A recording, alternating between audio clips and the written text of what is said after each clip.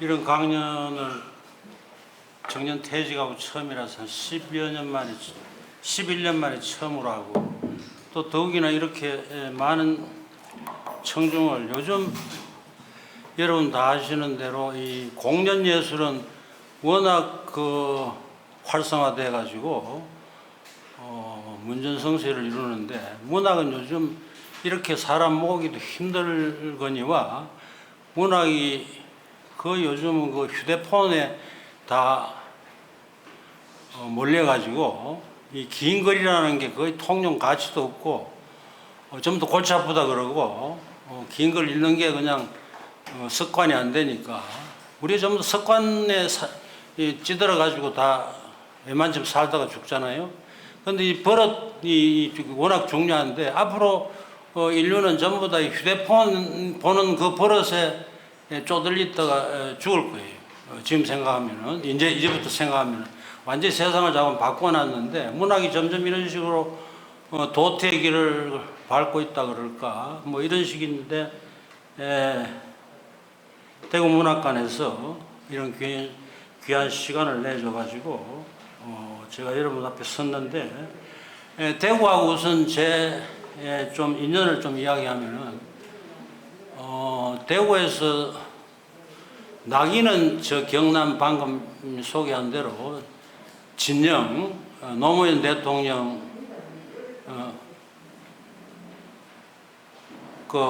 생가 있는 데서 얼마 안 떨어진 진영 장터거리에서 났지만은 나자마자 바로 서울로 올라가서 한 3년 살다가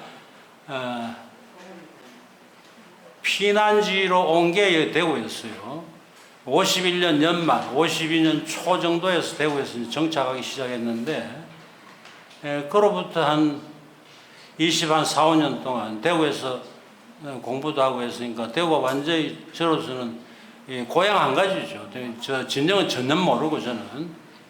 그러고 밥벌이를 위해서 서울 가서 한 20년 살다가 그리고 또 이상하게 밥벌이 할 자리가 대구에서 생겨가지고 한 13년 동안 교편을 잡다가 정년퇴직가 서울 가서 지금 최근에 또 하남으로 이사를 가서 거기서 이렇게 사는데 이래저래 제 어떤 인생 전반에 걸쳐서 대구 한 반 이상 여기서 제가 정신적으로나 육체적으로나 다 단련이 돼가지고 저한테는 그야말로 대구에 떨어지면은 요즘은 동대구입니다만 옛날에 저 대구역 같은 데 떨어지면은 그야말로 마음이 푸근해져 가지고 이제 제대로 이제 내 살 때가 왔다 싶어 가지고 아주 그냥 흐뭇해진다는 것을 오늘도 참 새삼스럽게 느끼고 그랬는데 뭐 그런 인연이 지금 오늘 이 시간까지도 지금 이어지고 있네요. 여러분도 저기 유인물을 아마 받았으리라고 생각되는데 제목이 그렇습니다. 소설 서기에서의 윤리적 결단 이런 식으로 아주 거창하게 붙였는데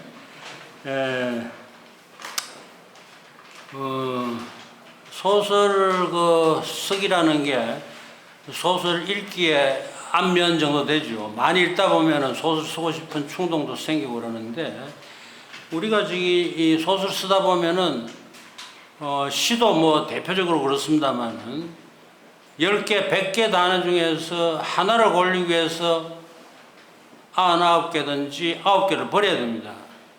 그 버리는 그 과정 자체가 윤리적 결단 없으면 안 돼요. 아주 난한 말을 골란다든지 아주 엄숙한 말을 골랐는데 그게 다 윤리적 결단이죠.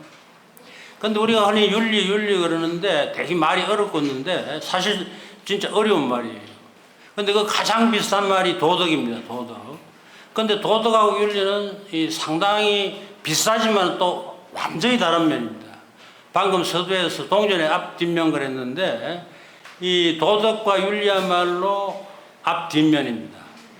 지금부터 곧 잠시 이 도덕과 윤리가 어떻게 차이가 나는지 설명을 하면 아주 중요한 거 여러분 아주 중요하면서 잘 모르는데 도덕은 우리가 흔히 말하는 눈에는 보이지 않지만 인간관계나 오늘날 사회나 이 세상이 돌아가는 가장 기본 되는 겁니다. 제일 쉬운 이야기 육덕이라는 게 있죠. 인이 예지신용이라고 해가지고 어지러움, 어질다는 인, 어질인자, 의, 정의 말이죠. 옳고 그런 거.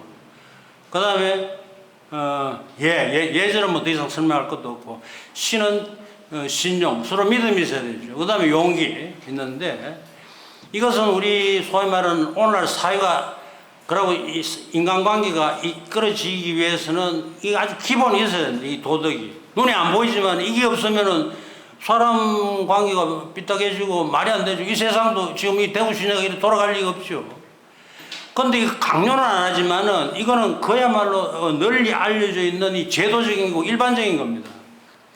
근데 윤리, 뭐 공중도덕도 그래 나오는 거죠. 공중도덕도. 뭐 그렇고 또 심지어 뭐 이 도덕이라는 덕 자체는 워낙 지금 방금 이야기한 또 이 6가지 말, 그에서 이 가지가 나오는 여러 가지 사람의 어떤 사람으로서 가지고 있는 도리 전체가 이제 이 도덕에 들어가는 거고, 그래서 이제 이 동양에서 워낙 이 도자를 많이 쓰죠. 뭐 유도도 있고 수도도 있고 뭐 태권도도 있고 이래가지고 심심하면 이제 하는 게 전부 다 이제 갖다 붙여가지고 이제 사람 사는 윤리를 만드는 거죠. 사람 사는 이제 도덕 세계를 만드는 거죠. 그런데 이런 식으로 아주 눈에 안 보이지만 밑에 깔려 있는 제도적인 측면이 있는가 하면은 윤리는 조금 다릅니다. 쉽게 이야기로 우리는 직업윤리라는 말 많이 쓰죠. 그 직업만이 가지고 있는 독특한 어떤 그 윤리가 있어요. 그거는 방금 도덕처럼 일반적인 거 보편적인 게 아니에요. 윤리 전부 다 내가 소설가지만 소설가로서의 윤리, 직업윤리는 내가 다르고, 아마 오늘 지금 내가 지금 대타로 뛰는 모양인데 이문열 같은 친구도 자기 윤리가 있을 거예요. 그 이문열의 윤리하고 내하고 김원호 윤리는 전혀 다른 거죠. 직업윤리나. 뿐만 아니고 우리 흔히 국민윤리 그럽니다. 국민윤리가 대한민국 국민윤리하고 지금 저 북조선 김정일 밑에 사는 그 국민윤리는 전혀 다릅니다. 그거는 주체 원원하면서 뭐 희한한 이야기 많이 하죠. 그 우리나라 국민윤리가 대입할 것도 없죠. 그리고 일본 윤리는 일본 윤리가 있을 거예요. 그 오래 내려오는 전통, 그 천황을 위시해서 뭐 영국 윤리 있고 미국 윤리가 있을 거예요. 윤리는 이런 식으로 아주 이 일반적인 게 아니고 아주 편파적이고 지엽적이고 아주 특수한 거죠. 그 전부 다 제마다 다 다를 수 있어요. 국민 윤리가 일본 윤리하고 조선 윤리, 뭐, 그러고 우리 대한민국 윤리가 다르듯이 말이죠. 직업 윤리도 마찬가지고. 그런 부분에서 이 두 개를 구별 안 하고 말이죠. 이 소설 쓴다든지 자기 어떤 행동을 한다든지 하면은 아주 우스운 경우가 많아요. 문학에도 마찬가지입니다. 도덕을 되게 강조한다든지 도덕을 뭐 앞세우면 말이죠. 아주 우스운 경우도 많아요. 이거 밑에 깔려있는 어떤 눈에 안 보이지만 우리가 이 소설, 일반 소설이 가지고 있는 그 밑바닥에 있는 질서 같은 게 도덕인데 그걸 무시하면 소설이 안 되죠. 그런데 지나치게 또 이걸 강조하면 말이죠. 아주 재미없어져요. 이광수의 흙 같은 거나 시문의 상록수 같은 거 보면 말이죠. 그 이상하게 도덕을 많이 강조해요. 이 원리원칙주의자들인데 그런 사람들은 이상하게 말이죠. 그 부잣집 딸일 같은 사람을 이상하게 싫어하고 똘똘하고 가난한 집에서 난 처녀가 말대꾸 따박따박하고 말이죠. 이런 사람을 굉장히 좋아해요.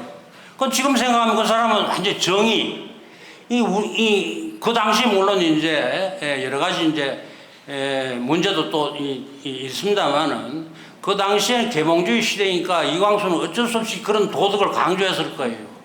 쉽게 말하면 교육 소설이고 계몽주의 소설이죠. 근데 그게 지금 오늘날은 안 통해요. 너무 강조하니까. 요새 다 아는데 말이죠. 개화되고 지금 문명화되고 우리나라도 완전 먹고 살만한데 자꾸 이광수처럼 그런 식으로 상록수처럼 농촌에 가자든지 말이죠. 여성도 발언권을 뭐 세우자든지 그 아주 도덕주의적인 어떤 그런 어떤 육덕만 자꾸 강조하면은 그 밑에 깔려있는데 뭐라고 그걸 자꾸 강조하느냐 말이죠. 웃을다며. 뭐 소위 말하는 계몽주의 소설들. 이게 더 확대되면은 노동계층을 자꾸 옹호하는 소설들 말이죠. 이 쉽게 말하면 이 참여문학 같은 것도 잘못해 버리면은 전부 다 지키 옳다고 주장하는 그 도덕주의에 빠지는 이상한 소설이 되는 거죠. 말하자면 목적 소설이 되는 거죠. 그러나 윤리는 그런 걸 절대 강요 안 해요. 인간은 자유로우니까 네 윤리가 있으면 네 윤리를 하는데 물론 그 윤리도 크게 이제 사람다움이라는 큰 어떤 이 기본 원칙 같은 걸 깔려 있지만은 내 윤리가 아무 똑똑하다고 북조선 지금 윤리 그거 우리나라 대입 못 시키잖아요. 그런데 물론 그 안에도 인간이 누려야 되는 보편적인 뭔가 윤리 같은 건 있기는 있죠. 있기는 있지만은 그 특수한 윤리, 그 개별적인 윤리를 우리한테 강요할 수도 없고, 우리 사실상 지금 우리는 좀 강요하고 싶죠. 그거 도대체 무슨 나라냐, 그저게. 할 수 있는데 윤리는 서로 다르기 때문에 곤란하다 이거죠. 이 문학도 마찬가지입니다. 지나치게 이 도덕 같은 것을 강조하다 보면은 아주 그 소설이 웃어지고 눈에 보인단 말이죠. 쉽게 말하면 이런 식으로 쓰라는 게 보인단 말이죠. 윤리는 사실은 그렇지는 않아요. 아주 자율적으로, 문학 자체가 자율이다 마찬가지로 자율이라는 건 스스로 돌아간다는 말이 아니에요. 스스로 만든 어떤 어떤 그 법이 있단 말이죠. 그 스스로 만든 그 법에 잘 따라가지고 이야기를 만들어야 된다 이 말이죠. 이런 것을 대입하면은 여러분들이 소설 읽기에서 바로 이제 소위 말하는 가치 평가가 나올 수 있어요. 여러분 이런 걸 대입 안 하면은 전부 다 어떤 사람은 좋다 그러는데 어떤 사람은 그 시시하잖아. 뭐 이런 식으로 서로 이야기가 상충될 수 있단 말이죠.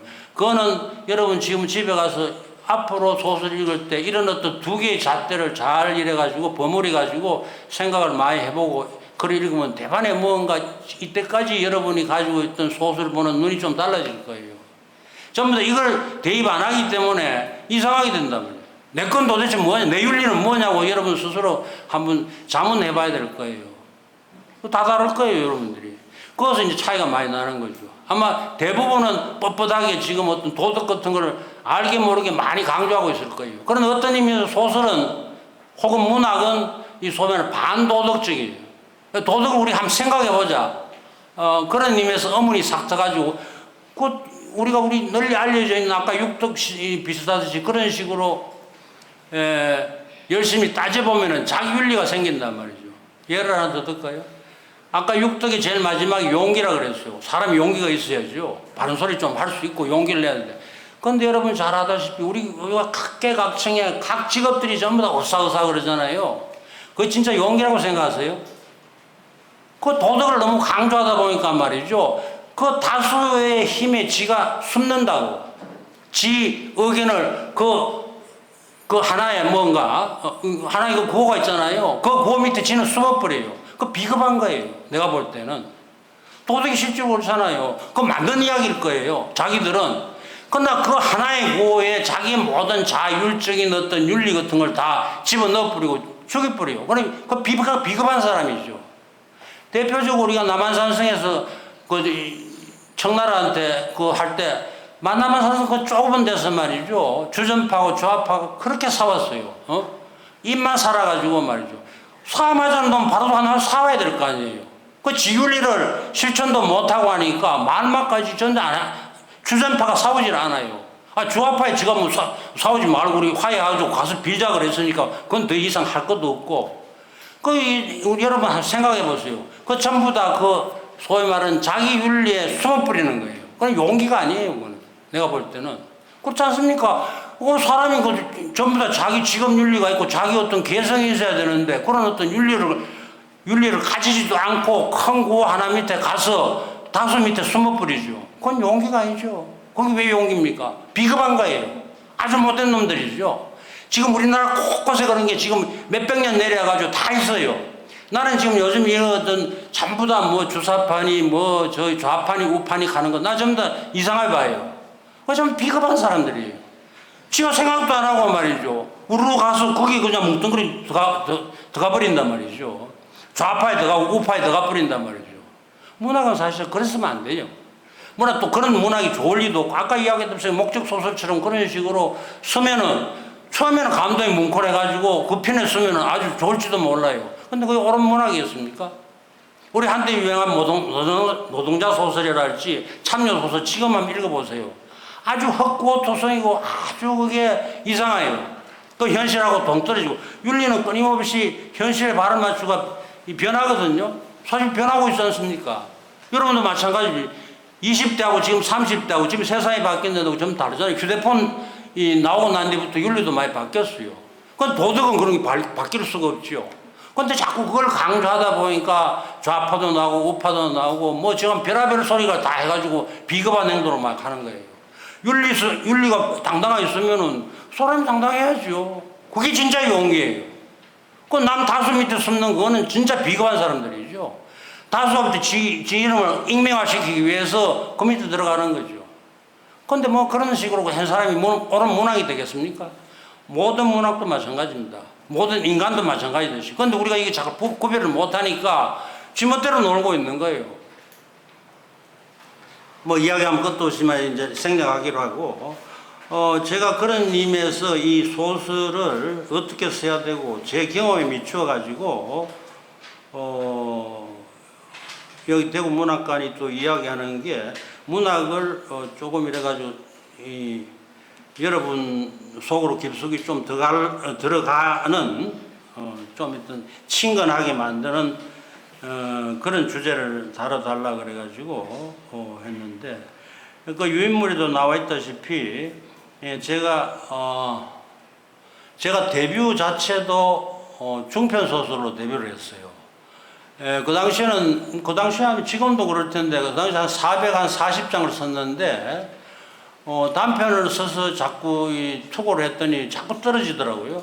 뭐 운이 안 풀릴 때는 그럴 수도 있고 운보다도 뭐 내 실력이 워낙 모질해서 그렇겠죠. 그래서 지금 생각해 보면은 쓸데없는 뭐 사설을 많이 넣고 표현 묘사 같은 걸 너무 많이 집어넣어 가지고 그랬지 않을까 싶고 막 이런 어떤 반성이 지금 웬만큼 소설 가지고 한 40몇 년을 살아보니까 지금은 반성이 되는데 어떻든 자꾸 계속 떨어져 가지고 긴 거를 한번 도전해보자 해가지고 썼는 게 440장이니까 그 당시도 이걸 지금도 기죠.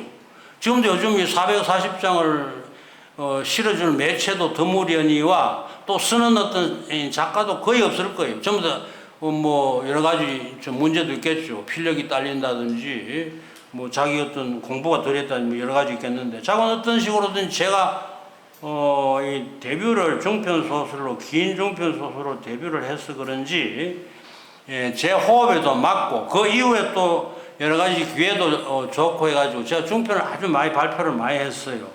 아마 모르긴 하지만 뭐 자랑도 아니고 사실이 그러니까 제가 한 30여 편의 중편을 발표했는데 그 30여 편이 30여 편 가면 어떻게 이거 이때까지 쓴 거 자기가 쓴 거 중편 편수 못 외우나 그럴지 모르는데 그럴 수밖에 없는 게 180, 90장짜리도 많아요. 이건 보면 아주 복잡한 이야기를 빨리 줄여가지고 최대한으로 줄여가지고 180여 장짜리도 있고 어떤 거는 나는 중편이라 그러는데 양이 거의 한 800장 되는 중편도 있어요. 뭐 그 내용을 이야기하면은 이 화자가 어느 잡지사에 논픽션 공모에 심사위원으로 가니까 그게 보니까 이상한 거 저기 논픽션에 투고되어 있는데 굉장히 재밌더라 이거지. 자기는 재밌는데 그 같은 심사위원이 그걸 떨어뜨린단 말이죠. 아이고 안 되겠다. 내가 이거를 그러면 공개를 해야 되겠다 하는 쉽게 말하면 액자 소설이죠. 그런 걸 썼는데 이런 거는 아마 구성은 중편인데 양은 거의 한 800장 되니까 요즘 이야기하면 이거는 뭐 이상한 장르로 경장편이라 그럴지 가벼울 경자 써가지고 뭐 하는데 나는 그래도 이 장수가 아무리 그런 식으로 길다 할지언정 이건 난 중편을 분류하고 싶은 것도 있고 또 나름대로 중편을 많이 쓰다 보니까 이제 중편 형식 자체에서 변주를 많이 해가지고 봄, 여름, 가을, 겨울 해가지고 계절별로 전혀 다른 주인공들이 살아가는 모습 뭐 이런 걸 그려가지고 그걸 중편이라는 하나의 이름 안에 뭉친 것도 있고 뭐 그런 식으로 중편 자체를 변주를 많이 했어요. 내 나름대로 별로 소득도 없고 뭐 돈벌이도 잘 안 되고 내만 그냥 땀만 빨빨 흘리고 누구 말대로 욕만 빡빡 쓰고 남는 건 없고 뭐 이런 식으로 아까 누가 여기 그러더라 욕만 빡빡 쓰고 이 소득이 없다고 내가 완전히 그런 식이었는데 자고는 그런 식으로 부지런히 썼어요. 썼는데 근데 이런 식으로 내가 왜 그럼 썼냐는 거를 역사적으로 많이 이렇게 뭐라고 합리화시킬 것도 많아요. 예를 들면은 말이죠. 1930년대 발표한 이효석의 단편, 여러분 제일 잘 아는, 좋아하는 또 단편, 메밀꽃 필 무렵. 그게 단편으로 한 40장 정도밖에 안 돼요. 근데 물론 일제 때 썼는데, 뭐 일제 배경은 하나도 없죠. 하나도 없고, 그냥 저 평창에서 그냥 저기 메밀꽃 하얗게 핀 저기 여름밤을 지나가는데 동해하고 그 장돌배기 세 놈이 이제 걸어가는 이야기인데 전부 다 진짜 그거 읽어놓으면은 뭐 한국 정서가 그러면서 울컥하죠. 전부 다 명단편이라 그러고 하는데 사실 명단편이기도 할 거예요. 그것은 이제 뒤에서 내가 시간이 되면 이야기할 텐데 이야기 줄거리보다도 그 아주 독특한 시적인 세계, 서정성을 아주 포장을 잘했어요. 방금 이야기했는데 일제는 하나도 안 나와요. 참여문학 같은 데 보면 이 미친 이게 뭐야 그 당시에 말이지. 장돌배이들이 아무리 그 일제 행정력이 미치지 않았다 할지언정 뭐 이상하단 말이죠. 그때는 우리가 더 객관적으로 따지면 고무신이 거의 까만 고무신이 보급됐을 때거든요. 그 내가 언제 쓰기도 했는데 왜 그것도 고무신 자체도 안 나오나 이게 무슨 문명화된 단편인가 이런 식으로 따지려면 따질 수 있어요. 이제 소위 말해 참여문학 작가들이라는 이런 사람은 현실을 그려야 된다 해서 이런 식으로 엉뚱한 이야기를 하는데 그거는 전혀 또 다른 맥락이에요. 어떤 장르는 이야기를 흘러가는데 그 이야기는 서사성이고 이야기를 포장하는 법에 있어서 여러 가지 이제 뭐 많이 가져올 수 있어요. 방금 이야기했듯이 그런 서정성 시적인 어떤 세계를 포장할 수도 있고 아니면 빈정거린다든지 아니면 비판적인 뭐 시각이랄지 여러 가지 이제 그거는 문체에서 이제 드러나는데 그걸 포장할 수 이게 나름 따름인데 어떻든 이 1930년대 이 가장 뛰어난 명단편이라는 메밀꽃 필무렵이 한 40여 장밖에 안 돼요. 뿐만이 아니고 1953년에 발표한 오영수 시절은 잘 알죠. 이 사람 단편만 썼어요. 예. 단편만 거의 한 100여 편 써가지고 아주 착실한 업적을 꽤 만들었죠. 장편은 못 쓰니까. 능력 자체가 없죠. 단편만 썼으니까. 그 단편 읽어보면은 뭐 거의가 저기 요즘 생각하면 아주 형편없는 작품도 많은데 어떻든 여러분 제일 많이 알고 있고 영화도 알고 있고 영화도 된 갯마을 같은 거. 거기 1953년작인데 길이 그래봐야 한 5, 60장밖에 안 돼요. 그 왜 그렇게 했느냐. 요즘 전부 다 요즘 신춘문예 데뷔하려도 좀 7, 80장 돼야 되거든요. 그거는 소위 문명 자체도 지금 그때 문명하고 지금 문화 문명 수준도 달랐을 뿐만이 아니고 이 한글 자체도 그만큼 이 표현력이랄지 묘사력이랄지 문장 자체가 구사할 수 있는 이 폭이 굉장히 커졌어요. 그래서 할 말이 많을 수밖에 없죠. 그리고 또 더 붙이면은 문명의 개화에 따라서 옛날 그 농경 사회를 지나가지고 상당히 복잡해졌으니까 그걸 다 그리려면은 장르 자체가 길어요. 매수가 길 수밖에 없어요. 그리고 이 어떤 이 소위 말하는 이 루트 공식 이 소위 말하는 이 모델을 더 확대하면은 우리 세대는 지금 1900년대 제가 저기 뭐 70년대 말에 데뷔했으니까 지금 한 4, 50년 지났으니까 지금 점점 장르 자체가 길 수밖에 없어요. 그렇지 않겠습니까? 지금 문명 문화의 속도라는 게 워낙 옛날에 없었던 휴대폰이 지금 있으니까 휴대폰 때문에 전부 다 이야기가 점점 복잡해지고 인간관계가 더 다채롭게 벌어지잖아요. 옛날하고 달라졌죠. 이야기 양이 훨씬 많아졌죠. 쉽게 이야기하면은. 그러니까 단편보다도 중편이 더 맞고, 사실 또 그래야 되고, 근데 그걸 이제 구현 못하는 건 또 다른 문제예요. 그건 우리나라 매체가 충분하지도 않고 매체라는 게 잡지사를 발표할 어떤 그 제도가 없어요. 그런데 우리나라 전반적인 우리나라 문화 수준 자체가 아직도 외국에 비해서 상대적으로 떨어져서 그러니까 그거는 작가 개별적인 문제는 아니지만은 작가는 또 거기에 구속돼요. 이 매체가 표현 매체가 없으면은 작가 뭐 내가 열심히 써봐야 뭐 그리고 김도 빠지고 요새는 자기가 웬만큼 잘 쓰면은 자극을 받아가지고 뭐 책을 먹고 낸다든지 여러 가지 그것도 있지만은 어떤 식으로도 문화가 어떤 표현 매체가 이런 식으로 다양하지 않고 서로 경쟁이 안 되고 하면은 이 장르 자체가 죽어버리는 거죠. 근데 우리나라의 중편이 활성화가 안 되는 거는 그런 어떤 이 여러 가지 제도적인 측면도 있어요. 물론 작가 개개인의 어떤 능력 자체도 문제이지만 그 능력 자체는 제도의 산물이에요. 쉽게 말하면은 우리 재능이 왜 못 크느냐? 물론 제도의 산물이에요. 나는 그렇다고 중장하고 그거에 대한 여러 가지 또 뭐 수많은 이야기를 예를 들어가 이야기할 수 있는데 이것이 다 생략하고 자관 그런 어떤데 일본 같은 거 예를 들면 일본은 또 그 깔끔한 어떤 정리 같은 게 잘 있어가 일본은 또 일본 문학 전통대로 단편이 아주 빼어난 단편이 좋은 게 많습니다. 아주 그거는 뭐 우리가 이러면 또 친일파 그래가 누가 또 고발할지 나 알 수 없는데 뭐 하든지 마든지 나 그런데 어떻든 일본 단편 문학은 아주 좋은 게 남았습니다. 우리하고 비교급이 아니에요. 내가 볼 때는 실제로 그건 맞을 거예요. 뭐 다 예를 들 수 있는데 그거 다 생략하고 여기를 건다니까 그것도 이 전통이거든요. 근데 우리는 단편 일이 나오다가 단편 그 소위 말하는 장르가 지금도 이 큰 종합지에서는 계속 단편을 발표하는데 거기 전부 다 고만해가지고 도토리 키재기가 돼가지고 좀 빼어난 단편 같은 게 외국에 비해서 혹은 일본에 비해서 상대적으로 안 나오고 있어요. 그것도 물론 이제 여러 가지 문화 같은 전통 같은 게 아주 깊숙이 있어가지고 사람 재능을 발굴 못하는 아주 나쁜 제도가 있죠. 그걸 요즘 유행어로는 밈이라고 에미. 근데 그건 너무 말이 어려운데 그 풍토성이에요. 내가 이제 풍토성이라고 그 번역을 했는데 그 풍토성 자체가 아주 나쁜 풍토성이죠. 그건 꼼짝 못해요. 여러분도 나나 전부 다 풍토성에 얽매여가지고 지금 재능도 발휘 못하고 그 제도에 얽매여가지고 이상하거든요. 그 문화의 어떤 제도와 측면이 그 풍토성이죠. 밈이죠. 그것 때문에 지금 그게 안 되는 거예요. 단편도 안 되고 그렇다고 중편도 안 되고. 작은 어떤 이런 맥락이 있죠. 이런 어떤 그 아주 뭐라 그럴까 첩첩삼중이라 그럴까 뭐 아주 나쁜 악조건 하에서 내가 그나마도 이럭저럭 그냥 운도 좀 있고 뭐 여기저기서 청탁도 좀 해줬고 또 거기다가 나는 또 열심히 내 나름대로 글로서 밥이나 뭐 보자 해가지고 단편보다 고려도 많이 나오니까 두세 배 나오니까 내 노력만 열심히 해가 말만 웬만큼 이야기만 웬만큼 돌아가도록 만들면 돼서 나도 신바람에 나가 서가지고 열심히 쓴 셈이죠. 뭐 아마 그래서 아마 30-40편을 발표한 유일한 사람이 아닐까 싶은데 어쨌든 그런 식으로 해서 중편을 계속 썼어요.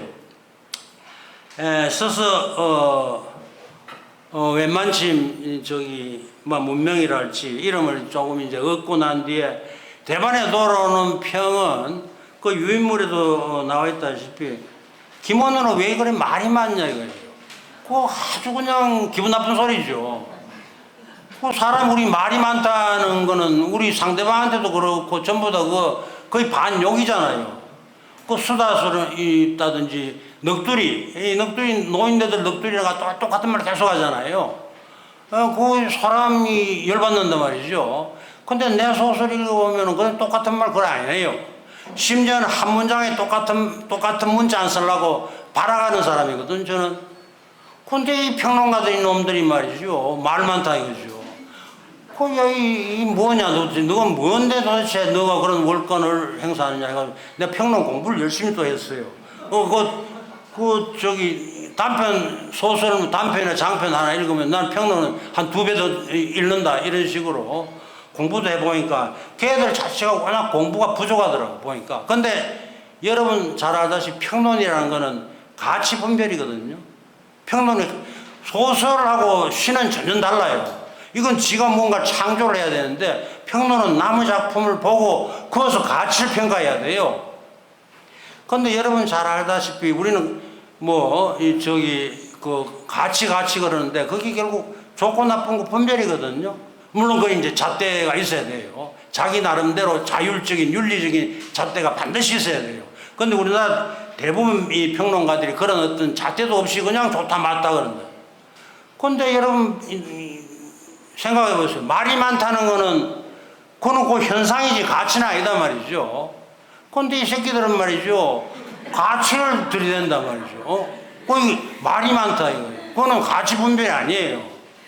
그렇지 않겠습니까? 말이 많은 거는 그건 현상 자체인데 그게 지가 가치를 이게 왜 나쁜지 왜 말이 많아졌는지를 그걸 이야기를 해야 되는데 우리나라 평론가는 그걸 없단 말이죠.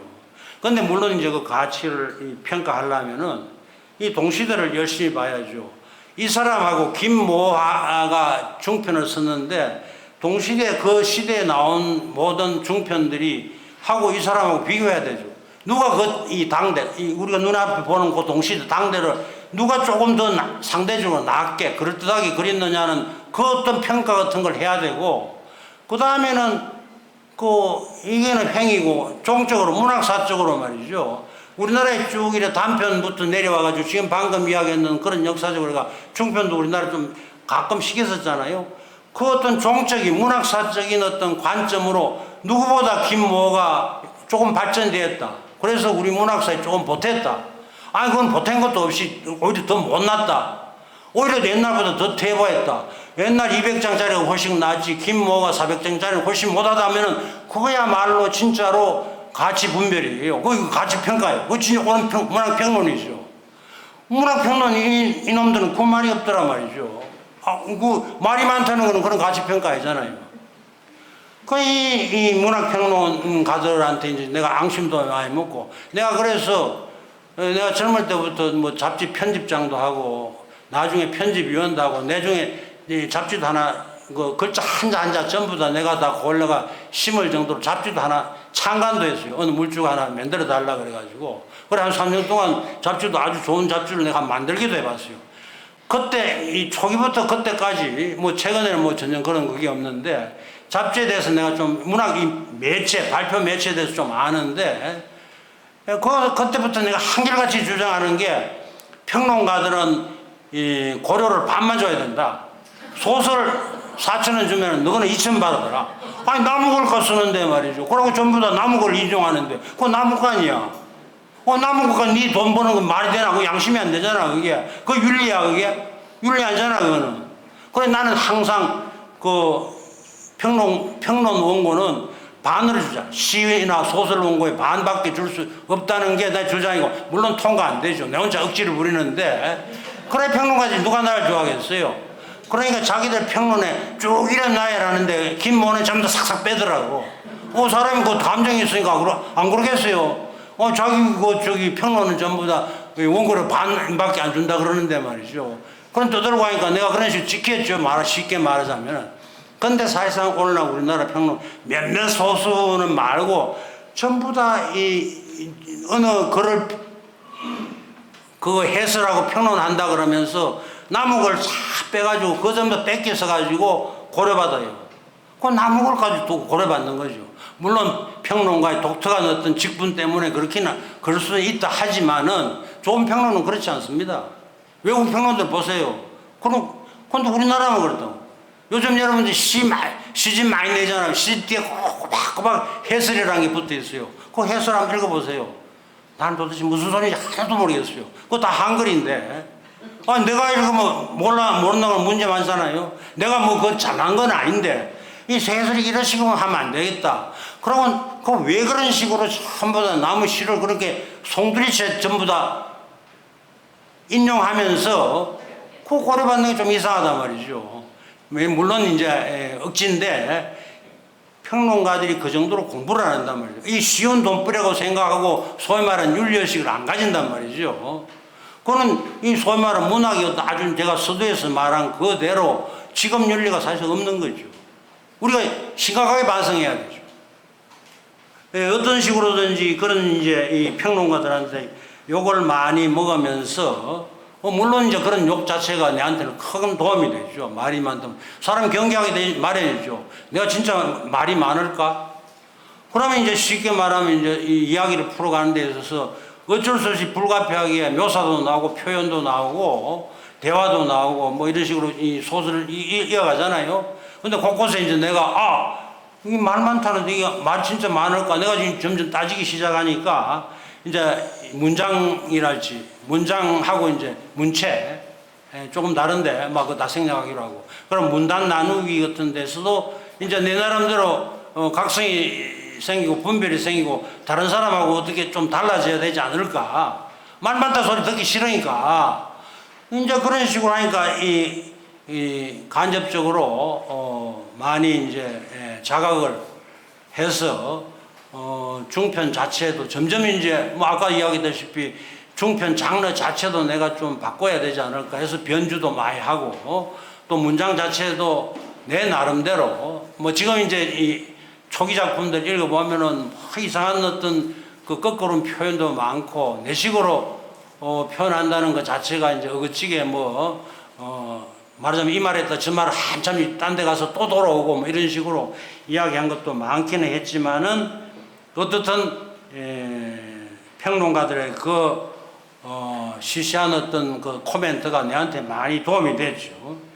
예, 도움이 돼가지고 오히려 그런 게 자극이 돼가지고 서두에도 이야기했다시피 중편 형식 자체를 내 나름대로 갈고 닦은 거는 좀 있기는 해요. 뭐 그 성과는 여러분도 앞으로 뭐 기회 있으면은 보시든지 뭐 요새 근데 휴대폰에 미쳐가 뭐 볼 여가도 없겠지만은 막 그렇고 또 뭐 앞으로 이 평론가들이 그 둔한 평론가들이 언제 보겠어요? 나는 평론가 믿지를 않으니까 공부를 안 하니까 내보고 말 많다는 평론가 내 지금 이름도 기억하고 공부도 나는 대학 교수도 했어요. 결국 좀 있다가 글을 안 쓰더라고. 공부를 안 한 거죠. 공부를 안 하니까 지도 공부하는 건 내놓을 말이 없거든요. 저거야말로 말을 많이 해야 되는 사람인데 할 말이 없으니까 똑같은 말을 계속 해야 되니까 말 많다 하면 자꾸 이야기할 수 없잖아요. 다른 말을 가져와야 되는데 공부를 안 하니까 평론을 못 쓰더라고. 내 봐라 누가 지금 이렇지 않나 그런 식으로 내도 생각하는데 그 친구는 아직도 그건 모를 거예요 아마. 어떻든 그런데 그렇고 그런 뭐 이 말만 이론만 자꾸 이야기해야 될 게 아니고 지금부터는 제가 대표적 하면은 뭐 하겠지만은 가장 그 평론으로서의 기성정결이랄지 그런 게 웬만치 갖춰져 있고 나름대로 길이도 중편으로서 아마 합당하다 그래 해가지고 그 20세기죠. 20세기 말년 1996년 동서문학 보모에 발표하는 산비탈에서라는 게 있어요. 원 제목은 산비탈에서 사랑을 이랬는데 여러분 생각 산비탈에서 그 불안한 데서 그 제대로 쓰지도 못하는데 그 옳게 쓰지도 못하는 거기서 사랑이란 게 제대로 되겠어요? 그 굉장히 불안하고 사랑이란 게 평지에서 그냥 해야 뭐 끌어안고 할 텐데 산비탈에서 아무것도 안 되는데 내 나름대로로 예 써가지고 그 상당히 은유도 있고 약간 시적인 의미에서 그러고 쉽게 말하면 독자한테 쉽게 다가가기 위해서 더 적극적으로 독자의 아첨이죠. 사랑이 좀 붙어야 뭔가 독자들이 흑하고 뭐 읽을 엄두라도 낼 테니까. 김모는 어렵다 골치 아프다 저 사람은 사랑도 골치 아프게 한다 사랑하기 전에 벌써 연구할 거다 뭐 이런 식으로 선의유감을 가지고 있는데 그걸 불색시키기 위해서라도 이 제목이라도 나는 처음으로 한번 붙여보자 해가지고 했는데 최근에 그 당시는 1996년에 발표할 때는 나는 제일 좋은 제목으로 산비탈에 쓴 사랑이 얼마나 그 불안하고 맺어지지도 못할 건데 독자의 호기심도 끌 거다 해가지고 썼는 그 당시 내 윤리는 그랬어요. 근데 최근에 이제 뭐 할 일도 별로 없고 해가지고 눈도 침침하고 해가지고 초기에 쓴 내 소설들이 얼마나 제대로 됐나 좀 추고도 하고 완전히 다독거리려고 완전히 그 개작을 하려고 이걸 한번 가지고 이제 해봤더니 역시 무슨 뭐 잡소리도 많고 뭐 이상해요. 아주 골치 아픈 이야기도 많고 그리고 또 그 디테일도 안 살아가지고 엉성한 이야기도 많고 해가지고 많이 떠도고치면서 뭐 그런 기회가 있을지 모르지만 책을 내면은 이 제목도 사랑 빼보려고 말이죠. 이제 독자한테 이제 뭐 아침하기도 다 지났다. 이제 내 나이 아침 해봐야 뭐 사랑이 올 것도 아니고 그러니까 그냥 산비탈에서 밋밋하게 그런 식으로 보세요. 사랑의 작가의 윤리라는 것은 이런 식으로 그때그때마다 바뀔 수 있어요. 그게 사실 윤리예요. 그렇지 않겠습니까? 도덕은 그렇진 않죠. 도덕은 엄연하게 그냥 우리 밑바닥에 그거 그냥 지켜야 되는 거죠. 그걸 안 지키는 사람들이 흔히 이제 소위 말하는 뭐 이상한 놈들 많죠. 지금 여기도 보면은 뭐 신문에 나오는 사람 대부분 보면은 말이죠. 지 죄지언제 끝까지 부인하는 그건 진짜 정의롭지 못하죠. 그 도덕적이 아닌 사람들이죠. 그 사람은 그거 물어야 되고. 근데 그 사람이 그 기본도 안 지키는 사람 윤리 있겠어요? 없죠, 그 사람들한테. 근데 다만 이제 그 분별을 하면은 윤리는 얼마든지 그 당대, 지금 바로 우리 눈앞에 보인 그 변수에 맞춰서 얼마든지 바뀌어질 수 있다는 거죠. 쉽게 말하면. 그래서 산비탈에서를 지금 이제 이 중편의 분석 대상을 가지고 왔는데 말이죠. 이건 조금 이제 설명이 필요한데 우리 이 작품을 흔히 설명하면은 그거 도대체 어디서 그런 이야기가 나왔어 뭐 이런 식으로 많이 묻습니다. 그럼 제일 쉽게 대답하는 게 간접 체험과 직접 체험의 플러스 마이너스다. 쉽게 말하면 그걸 간접 체험은 여러분 더 이상 설명 안 해도 알고 남 말 듣는 거 책에서 본 거 뭐 몇 달이 건너가지고 들은 거 뭐 거기다가 자기 직접 체험을 이제 해가지고 가감성제죠. 더하기 빼기 나누기 곱하기 뭐 이런 거 넣어가지고 이거 안 맞아 그러면 빼뿌리고 딴 거 집어오고 뭐 이런 식으로 해가지고 이제 소설을 만드는데 내 이 작품은 아주 특이했어요. 내한테 이때가 1996년이라는데 1995년 내가 가을에 그때가 10월인지 11월인지 뭐 일기장 보면 나오겠지만은 그때 뭐 내가 되게 고달팠어요. 뭐 거래도 잘 안 된다든지 뭐 그렇고 글이 잘 안 되니까 돈벌이도 없죠. 그런데 마침 친구 하나가 산을 좋아하는 친구 하나하고 또 산을 잘 타는 후배 한 10년 후배가 뭐 영화판에 뛰댕기는 친구인데 하고 그것도 한 4점 후배가 뭐 해가지고 그 네 사람이 야 우리 오랜만에 지리산에 한번 들어가자 해가지고 지리산을 타기 시작했어요. 근데 그 중에 한 사람은 진짜 산을 잘 타가지고 백두대간도 좀 잘 알죠. 그 백두대간도 한두 차례 해온 사람인데 나도 평소에 유일한 낙이라는 게 내가 뭐 돈도 없으려니와 뭐 작품 하나 끝내놓고 난 뒤에 가까운 친구들하고 그냥 뭐 왕창 채고 정신 인사불성되도록 술 먹는 그게 취미거든요. 그리고 뭐 내 사치라는 게 별로 없어요. 뭐 커피는 거의 중독이라 심하고 옛날에는 담배도 확 많이 피웠어요. 뭐 그런 거 몇 가지 말고 내가 사지도 않은데 유일하게 나는 운동도 못 해가지고 뭐 축구공도 이때까지 한 번도 못 타본 사람인데 어쨌든 서울에 살면서 일요일마다 북한산 타는 게 취미였어요. 그냥 뭐 사람 모이는 대로 가고 친구들하고 아니면 내 혼자라도 그냥 물병 하나 넣고 그냥 가는 거죠. 가면 한 3시간 그냥 쉬지 않고 이제 계속 걸어가는 거죠. 뭐 이제 기분 나면 또 먼 코스 가서 한 4시간 좀 타고 와가지고 뭐 서울은 여도 마찬가지지만 버스 노선이나 전철 노선이 많아가 집까지 이제 뭐 이런저런 이제 소설 구상도 하면서 이제 집까지 오는데 왕복 시간 다 빼면 한 대여섯 시간 되죠. 거기 유일한 이제 한 6시간씩 유일한 일요일 보내는 낙이었는데 그걸 하다가 우리 지리산 길이 한번 타자 해가지고 그 4사람이 탔어요. 주로 이제 서울에서는 밤차를 타면은 새벽에 남원이나 굴에 떨어지거든요. 그때는 뭐 통일호인가 뭔가 완행열차 비슷한 게 있었어요.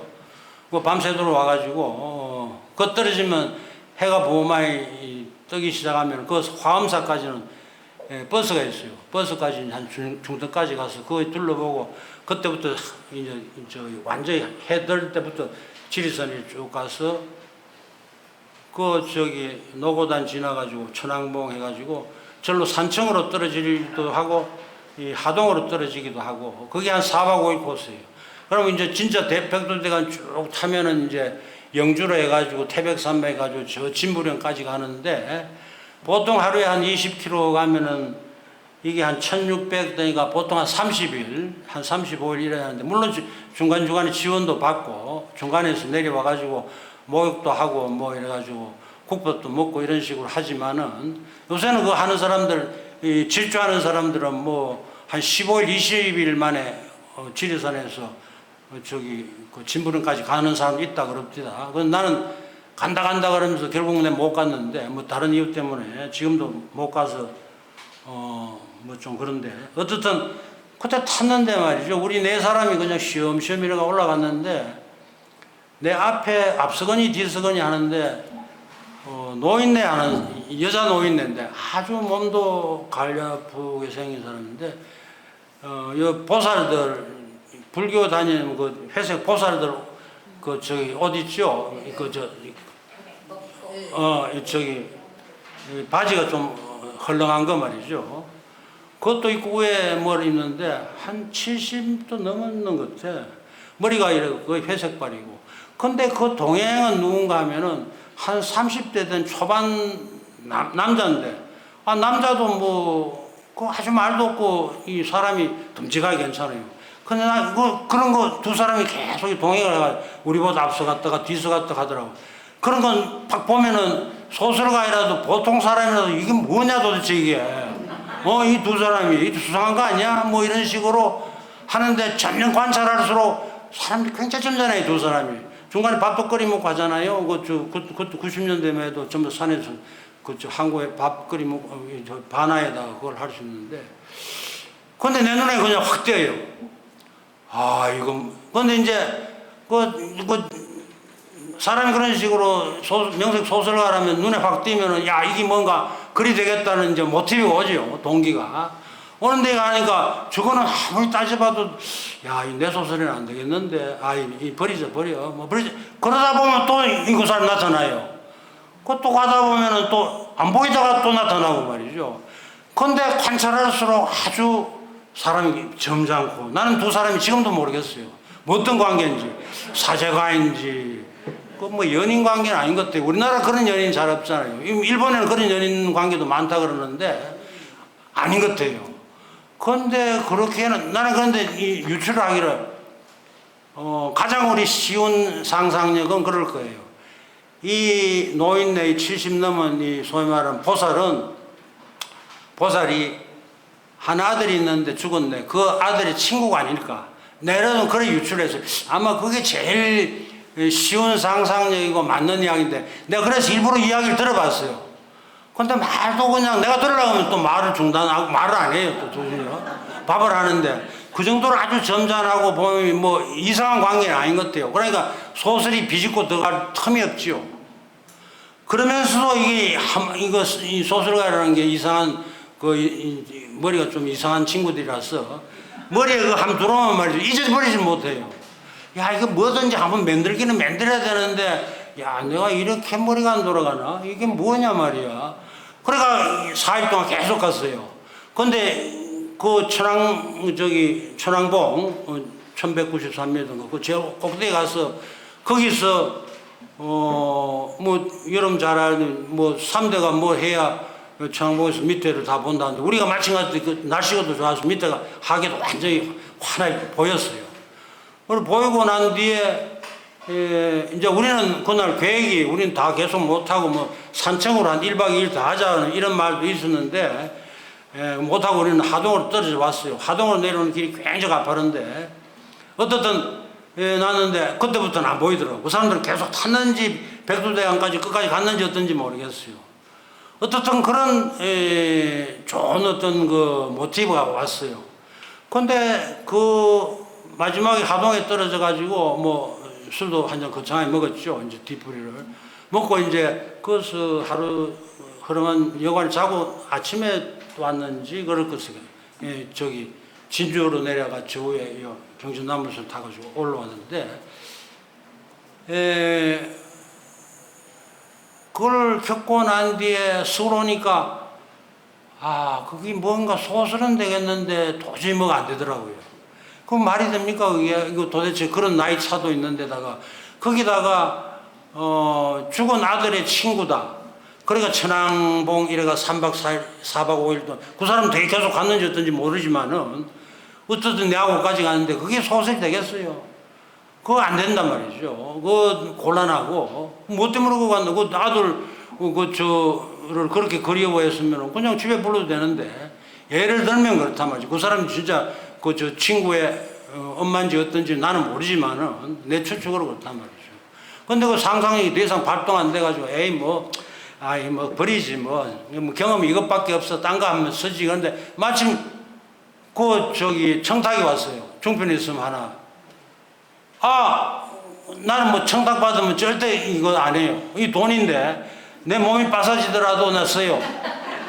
근데 말이죠. 또 이 일이 말이 엮일로 새는데, 소설 일에 청탁 받아놓고 마감 못 지키는 사람들 말이죠. 그거는 가장 간단합니다. 실력이 없는 거예요. 딴 거 이유가 없어요. 뭐 지는 바쁘고 몸이 아프다 그거 다 참막 소리예요. 그 전부 다 거짓말 잘하는 놈이 원래 거짓말 지어내는 거 마찬가지 소설가 전부 다 그거 응사를 알거든요. 그거는 바로 실력이 없는 거예요. 지가 쓸 것도 없이 그냥 소설이 안 나가 그럼 며칠을 멍 때리고 있었다고 그 전부 다 지가 쓸 것도 없는 거예요. 사실상은 쓸 게 왜 없어? 그 실력도 없고 쓸 것도 없으려니와 그 소설이 아무것도 안 되는 거예요. 그게 전부 다 엄살 부린다고 지금 거짓말하고 있는 것들이죠. 쉽게 말하면은. 근데 왔는데 알다시피 중편 거리는 뭔가 이야기는 길어질 것 같은데 마침 청탁도 왔는데 써야 되는데 이거 놓치기는 싫고 돈은 벌어야 되겠고 내가 내 스스로는 그렇죠. 난 항상 쓸 거는 많다. 쓰면 나는 뭐 단편은 안 되고 300~400장은 쉽게 나오는 사람인데 뭐 그런 어떤 내 스스로 단련도 돼 있는 데다가 해보자 그러는데 꽉 맥혀가지고 그 두 사람 때문에 오해 안 돼요. 그 좀 모티브는 얻었는데 흔히 이제 거기 딱 맥히면 안 돼요. 근데 그거 이제 하려면 완전히 바꿔야죠. 그 세태 같은 걸 가져온다든지 해가지고 가져와야 되는데 한 게 이제 완전히 뜯어고쳤죠. 근데 여러분 아까 방금 우리가 흔히 제일 쉬운 그 죽은 내 친구의 모친을 데리고 산을 탔다. 얼마나 진부합니까? 그건 날 듣는 이야기죠. 그건 말이 안 된다 이거죠. 그거는 소위 말하는 직접 체험 자체가 혹은 그 상상력 자체가 제로죠. 뻥이죠. 해봐야 남도 안 했는데 그럼 하면 뭐예요? 안 된단 말이죠. 그래서 나는 완전히 바꿔가지고 그 당시에 뭐 신문에도 드러나고 그래서 이제 내대로 이제 조합을 이제 이거 좋은 모티브는 얻었으니까 내가 이걸 얻었는데 모티브라는 게 산 타는 거다. 백두대간 타는 거다. 내가 못한 거지만은 백두대간 가져오고, 그 백두대간에 대한 책은 지금 자료는 많이 있거든요.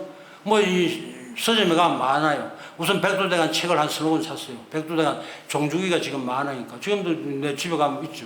그 한 서너 권 사가지고 백두대간 하는 게 읽어보고, 그 자관 이거 되면은 이제 간접 체험이죠. 내가 직접 체험에다가 이제 간접 체험을 플러스 한 건데, 백두대간 타면서 적은 건데, 근데 막상 그 백두대간 책자 읽어봐도 별로 도움이 안 되는 건 없어요. 근데 그거 자체가 큰 그거는 돼요. 그 내가 지금 여기는 이제 백두대간 타는 두 젊은 가장 힘 좋은 친구를 이제 그 남녀가 아니고 남자 두 치가 타기 시작하는 거예요. 그 완전히 다른 변주지요. 말하자면 가감성제 플러스에다가 내가 뭘 하나 빼버렸죠. 여자를 빼고 이걸 입고 그 여자는 이제 소위 말하는 저 평지에서 옛날 연애할 때 그리는 그 여자죠. 그걸 백두대간 계속 타면서 옛날 여자를 계속 이제 중간중간 1장은 백두대간 타는 거고 2장은 이제 그 사람하고 어떻게 사귀었는지 그 사귄 것 자체도 그 내가 희한한 경험을 했다시피 그 나이차가 그렇게 거의 부모 자식 뻘되는 그 남녀가 타는 걸 마찬가지로 여기는 그걸 이제 나이차는 비슷하게 하면서 전면 바꿨어요. 그 소위 말하는 여자는 이제 그 결혼했다가 실패하고 돌아온 여자, 요즘은 돌싱 그러죠. 그 옛날 우리말로는 대못이라 그러는데 대못이라는 말이 있거든요. 그 결혼해가지고 이제 실패해가지고 와서 다시 결혼하는 사람이 옛날에도 그런 관혼상제가 많았으니까 우리나라 순수한 우리말도 있을 거 아니에요. 대못이. 그래서 그걸 설정했어요. 근데 거기다가 또 그걸 하면 재미없으니까 나는 이 사람이 아주 그냥 그 능력도 있고 그 혼인이나 그런 게 실패할 수 있으니까. 근데 오히려 더 그 대모시처럼 처녀 행세하는 사람이 아니고 자기가 스스로 나는 그런 결혼에 실패해가지고 지금 혼자 사는 사람이라고 일부러 그렇게 이제 소위 말해 거꾸로 했죠. 그 나누게 한 거죠. 쉽게 나누게 해가지고 완전히 빼뿌린 거죠. 그 자체가 벌써 이 시류하고 전혀 다른 이야기죠. 그러면 쉽게 말하면 반도덕적이죠. 아까 이야기한 도덕 그대로 따라가면은 순기가 해가지고 둘이가 대반 불이 붙어가지고 결혼을 하니 마느니 이런 식으로 하면은 그거 무섭잖아요. 그건 완전히 도덕적인 거죠.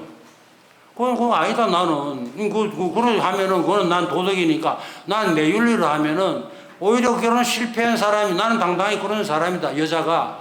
근데 이 사람은 아주 총각으로서 아주 그냥 나무랄 데 없는 총각이에요. 산을 백두대간 정도 탈 정도 되니까 다리 힘이 얼마나 좋겠어요. 다리 힘 여러분 아시죠? 남자는 다리 힘이 이야기를 하는데 다리 힘이 있어야죠. 연애는 다리 힘이에요. 다리 힘이 있어야 연애하는 거예요. 이 소위 말하는 백두대간 타는 다리 힘은 일종의 언유지, 언유. 언유는 더 이상 설명 안 해도 알 테죠. 근데 이 소위 말하는 멋진 남성이죠. 쉽게 말하면. 다리 힘으로 대표하는 멋진 남성, 이 미혼 남성하고 이 소위 말하는 이 돌아온 돌싱, 데모시하고 이제 하는데 둘이가 그냥 노골적으로 이야기를 해요. 나는 초혼에 실패하고 나는 총각이다. 근데 사귀자 말도 안 해요. 그냥 서로 그런 식으로 토론하니까 옳은 연애가 아니고 뭐라 그럴까 서늘한 인간관계를 맺는다 그럴까 일부러 그런 식으로 만들었어요. 여러분 흔히 말하면 연애는 불이 붙고 뭐 입술이 어떻고 말이죠. 뭐 머리 물들이 있는지 말았는지 이상한 소리를 해서 말이죠. 그게 연애가 안 된단 말이죠. 내가 볼 때는 그렇단 말이죠. 전혀 다른 걸 가져가야죠. 그래 이제 가져온 거는 여러분 내가 그것까지 다 이야기하면 여러분 앞으로 뭐 또 읽지도 안 할 테니까 밀든지 말든지 내가 관계도 안 하지만은 그렇단 말이죠. 전혀 이제 딴 거를 이제 가져온단 말이죠. 그래 그 딴 거 간 장치 같은 건 많이 있어요. 예를 들면은 거기 이제 모티브에서 그런 자료 정리도 하고 자료 수집도 하고 메모도 끊임없이 하면서 그건 소설을 쓰는데 제일 중요한 게 또 소위 메모예요. 메모. 우리 사람 기억에 용량이 있거든요. 아무리 나는 또 이렇게 기억력도 나쁘고 머리가 너무 나빠가지고 뭐 잘 외우지를 못해요. 뭐 시도 하나 제대로 못 외우고 뭐 이런 식으로 평생을 사는 사람인데 그 믿을 거는 메모밖에 없거든요. 그걸 계속 옆에 이제 메모 책 같은 거 계속 이제 놔두고 계속 지금 하고 있어요. 이런 식으로 빨간 줄 거 가면서 머리가 나쁘게 할 수 없죠. 뭐 이런 식으로 계속 하면서 언뜻 떠오르는 거 계속 하면서 이제 살을 붙이고 한다 그럴까. 이 모티브의 시기에 말하면은 살찌우는 거죠. 그걸 하면서 이제 자꾸 이제 중편의 양을 단편의 양보다 훨씬 더 길게 넣어가는 거죠. 넣어가는 건데 흔히 이제 소위 말하는 이 넣어가는 부분에서 자잘한 디테일이라 그러죠. 우리 흔히 세목 그러는데 여기서 전부 다 실패도 하고 더 쓸 것도 없고 소설은 실감도 안 나고 다 이제 뭐 이거 하는데 내 경우를 이야기하면은 이 실패하고 다 하는데 가장 좋은 신뢰가 있어요. 여러분 잘 아는지 어떤지 모르겠는데 스미셋 모험이라고 영국 작가가 있어요. 죽은 지 오래됐죠. 우리나라도 한 번 옛날에 일제시대 때 한 번 왔다 가고 한 사람인데 그 사람 작품이 거의 지금 우리나라 번역 다 됐어요. 아주 재밌어요. 지금 나는 고등학교부터 이 스미셋 모험 작품이 너무 재밌어가지고 말이죠. 이 시험 공부해야 될 놈이 말이죠. 그것만 붙들고 말이죠. 밤을 꼬박 새우고 나는데 낮에 꼬박꼬박 졸고 말이죠. 그 정도로 미쳐가지고 그런데 이 사람이 유명한 말이 있어요. 소설가가 되려면은 책만 읽어라 다 알아. 이 사람은 그런 이야기도 안 해요. 주위에 보이는 광고지라도 열심히 봐라. 뚫어지게 봐라 그랬어요. 그 광고지라는 게 우리 보면 있잖아요. 집에도 많고 그 광고 잡지도 있고 많잖아요. 그 전부 다 글 좀 안다는 사람은 전부 다 보고 버려요. 그렇잖아요. 여러분 다 그러죠. 나도 마찬가지고. 그럼 이제 또 나는 변명해서 우리나라 광고지가 워낙 레이아웃이 개판이라 가지고 그리고 칼라 지적도 엉터리고 워낙 광고지가 조잡하고 조야하죠. 조잡해가지고 진짜 볼 것도 없다 이가 덮어지는데 근데 이 사람은 그랬어요. 물론 영국 광고지라고 해서 그것도 차등이 많겠죠. 잘 만든 광고지하고 잘못 만든 광고지도 영국도 마찬가지 있겠는데 이 사람은 그것도 뚫어지게 본다는 거예요. 반드시 써먹을 게 나온다 이거죠. 소설에 써먹을 게 나오고 뭔가 아이디어가 준다 이거죠. 여러분 기가 번쩍 떠있는 소리 아닙니까? 나는 이 소리 들을 때 역시 대가가 되려면 이런 어떤 눈썰미가 있어야 되구나. 나 탐복했어요. 나도 지금도 이걸 안 잊어버려요. 정말 유심해봐요. 이 말을 확대해서가 뭐겠어요? 내보다 더 무식한 사람, 우리가 무슨 분별은 그렇게 하죠. 저 사람 말하는 거 보니까 저거 머리 먹물 별론데 한 20%밖에 안 들었겠는데 이 가지만은 그 사람 말 유심히 들으면은 뭐가 써먹을 게 나와요. 뿐입니까? 곳곳에 우리가 보면은 그렇게 써먹을 거 말이죠. 광고지만이 아니고 곳곳에 눈썰미를 하면은 우리가 소설에 써먹을 거는 무궁무진하게 많아요. 전부 다 둔하고 메모를 안 하고 잊어버리고 해석을 안 써먹고 실감이 없는 거예요. 소설이 소매 디테일이 세목이 없으면 실감이 없잖아요. 그걸 강화하려면 평소에 그런 훈련을 끊임없이 하지 않으면 이거 안 된다고.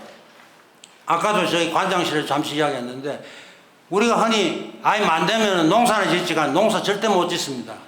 농사는 이게 완전히 자기가 평생을 바쳐가지고 열심히 진 어떤 버릇이 돼야만 그 농사 짓지. 이 도시 사다가 농촌에 가면은 농사 지을 수 있을 것 같아요.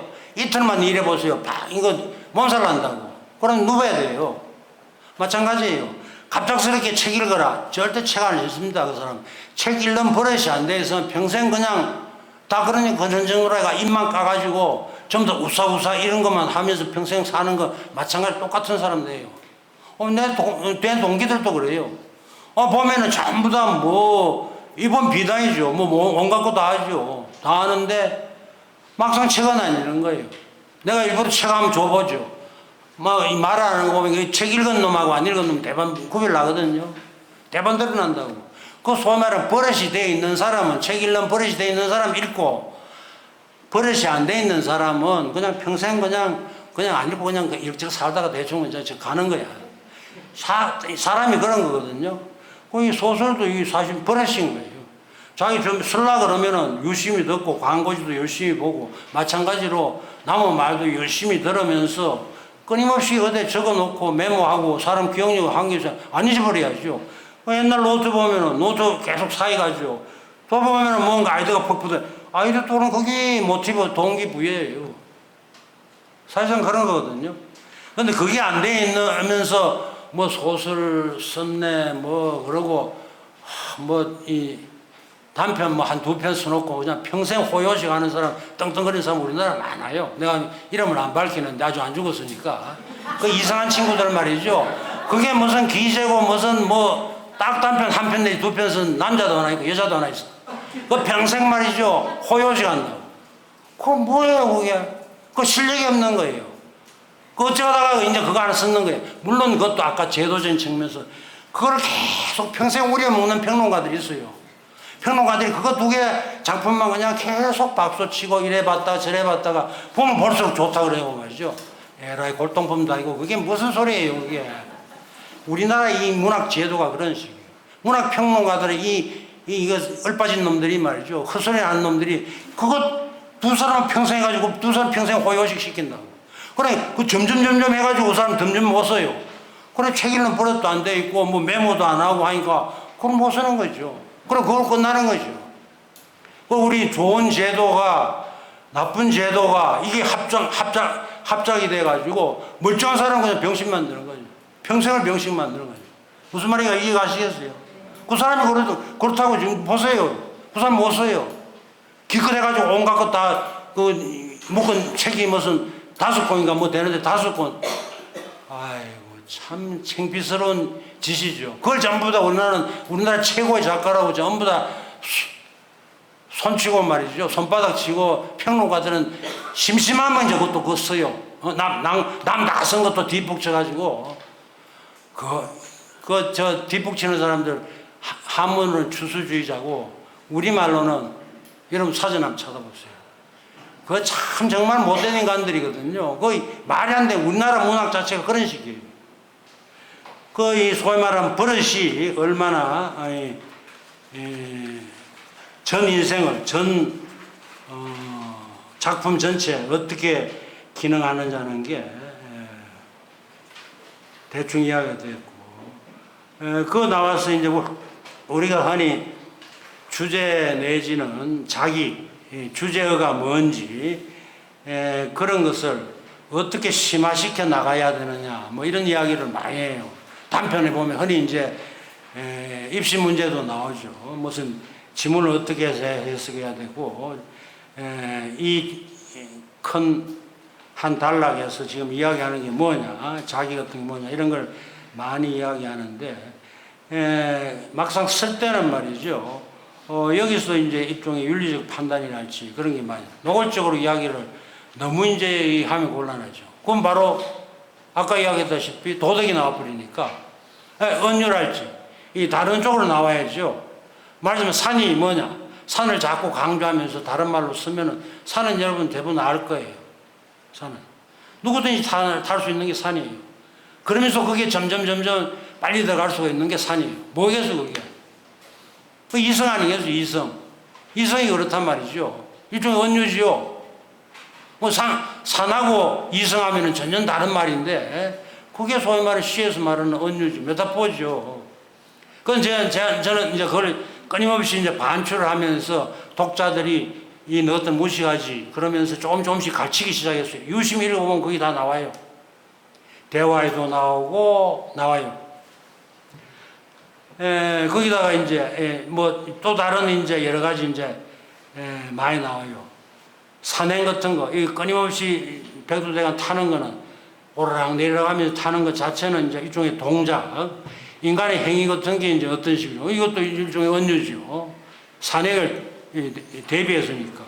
그러다가 이 돌싱하고 산타는 이 실내 디자인 작가하고는 주로 이제 그 혼자 사는 여자 그 돌싱의 집에서 영화 감상을 많이 해요. 주로 이제 외국 영화 감상 같은 거. 그 당시 내가 많이 봤는 영화 같은 거에 대해서 간단한 서로 이제 그 이야기도 하면서 그것도 뭐 길게 이야기하면은 점점 길어져가지고 우스워지고 말하자면은 윤리적인 혹은 어떤 언유적인 가치가 많이 하면 또 떨어지잖아요. 아까 우리 앞에 나왔다시피 도덕을 너무 강조하면은 이 반문학적이 된단 말이죠. 그럼 교훈서 읽고 다른 어떤 잡서를 읽어야지 소설 왜 읽습니까? 그게 긴 시간 투자하면서. 그 마찬가지로 약간 이야기하면서 이제 소위 말하는 이 주제 내지는 자기 자체를 점점 심화시켜 나가죠. 독자는 알면 알고 모르면 그만이죠. 그것까지 내가 간섭할 수는 없으니까. 독자들 전부 다 지각이랄지 판단, 윤리적인 판단 자체가 뭐 들쭉날쭉할 거 아니에요. 쉽게 말하면은 그레이드가 쫙 있죠. 그것까지 내가 다 간섭할 수 없단 말이죠. 근데 흔히 통속 작가들은 난 누구를 대상으로 썼다 그러는데 나는 그런 소리 들으면 말이죠. 야, 이거 신기하다. 저 친구는 어떻게 저거를 다 아냐? 독자가 수많은 독자가 있을 텐데 그 수백만 부씩 나간 사람들 누구를 겨냥해서도 그건 틀림없이 제일 쉬운 걸 썼을 거라고. 아이고 진짜 정도가 높고 뭐 한 사람은 지 소설 읽으면 에이 이게 뭐야 시시하 집어 던질 건데 그거는 가장 쉬운 만만한 독자층 그래 약간 이제 무식한 그런 사람을 독자로 상대를 했다고 생각되는데 내 추측으로는 지는 끊임없이 독자를 의식하면서 썼다 이거예요. 근데 여러분 그 말 전부 다 들으면 유명한 작가의 말 들으면 야 좀 정말 저런 베스트셀러 작가는 진짜 어떤 특정의 독자를 대상을 두고 쓰구나 해가 여러분 그냥 감탄하고 할 텐데 그건 내가 볼 땐 난 그 말 자체가 사기꾼의 생각이에요. 안 그렇겠어요? 그게 말 되겠어요? 그게? 우리가 전부 다 말을 따지보지 않고 아까도 이야기했죠. 우리가 용기 크면 앞에 나서는 게 용기다 생각하고 그것도 안 따져보니까 그렇단 말이죠. 우리 용어 자체를 전부 다 이런 식으로 따져보기 시작했어요. 아까 광고지 보는 데서 유심히 광고지가 뚫어질 때를 보면은 무언가 허점도 잡히고 장점도 보이는 거 마찬가지로 우리가 곳곳에 우리가 상투적으로 쓰는 말 같은 거 유심히 한번 따져보세요. 쉬운 애로 우리가 그러죠. 가치 중립 그런데 그 말 맞겠어요? 가치에 정말 중립이 있겠어요? 가치라는 게 어느 쪽으로 한 걸 쏠릴 거 아니에요? 아마 많이 확 쏠린다는 게 아니고 많은 기울어질 거 아니에요? 약간은 기울어질 가치라니. 그 가치 중립이라는 엄밀한 의미에서는 사실 말이 성립 안 돼. 형용모순이죠. 형용모순이라는 거 알죠? 아주 따뜻하면서 서늘한 공기가 불었다든지 뭐 이런 형용모순인데 시에도 많이 쓰죠. 그런데 그런 게 엄밀한 의미에서 우리가 가치 분별을 할 때는 그런 말 쓰면 안 되죠. 가치 중립이라는 말 자체는. 잘 모르는 평론가들이 지가 객관적으로 평가한답시고 가치 중립이라는데 말이 안 되죠. 그 말하는 그 사람 자체는 벌써 가치 분별을 어느 정도를 하고 있어. 안쪽으로 약간 기울어져 있죠. 그렇지 않겠습니까? 가치라는 게. 마찬가지로 그런 어떤 상투적인 이 문구에서 우리가 정말 분별해야 쓸 것은 우리가 흔히 그러죠. 불편한 진실이 그러죠. 진실이 있겠습니까? 난 없다습니다. 그럼 불편하지 않아요. 진실이 왜 불편하겠습니까? 좋게 봐주면 그것도 형용모순이죠. 모순어법이죠. 모순어법인데 모순어법 치고도 대단히 그 잘못되는 말이에요.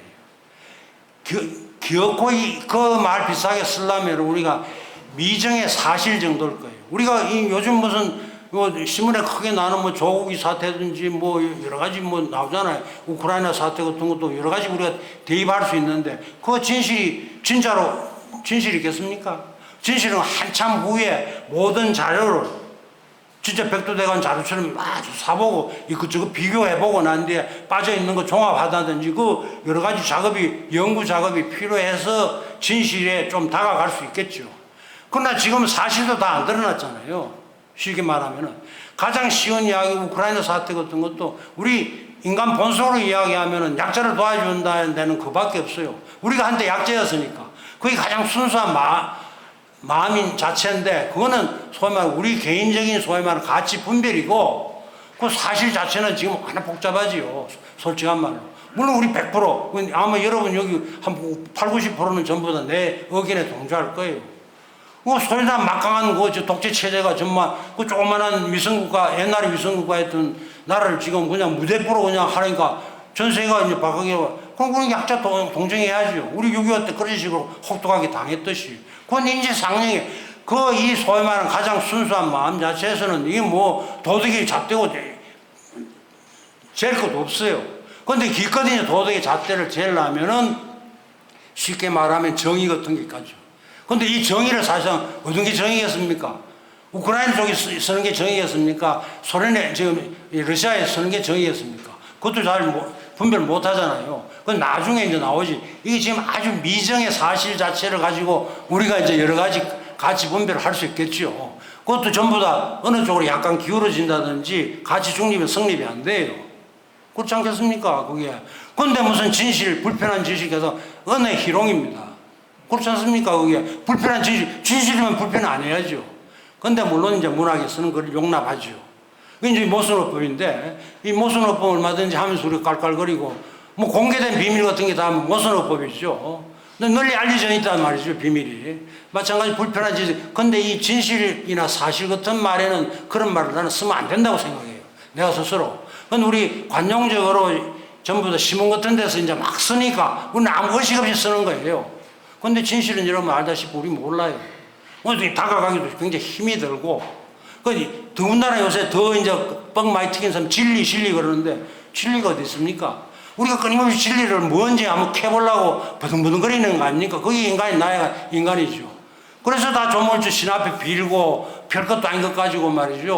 온갖 한소에 나가는 게 소위 말하는 그 진리를 찾기 위해서 그러는데 사실 진리는 우리도 모르죠.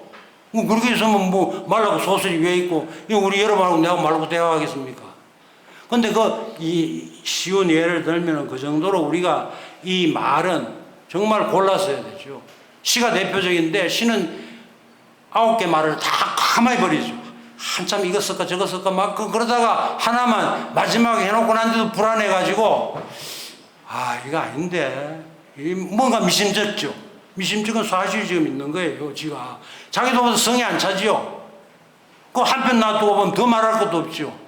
그것 때문에 조마조마하고 그거 때문에 이제 소위 말하는 문학을 하는 거죠. 그 재미로. 그 돈 안 나오죠. 그게 돈 해봐야 뭐 얼마 나오겠습니까?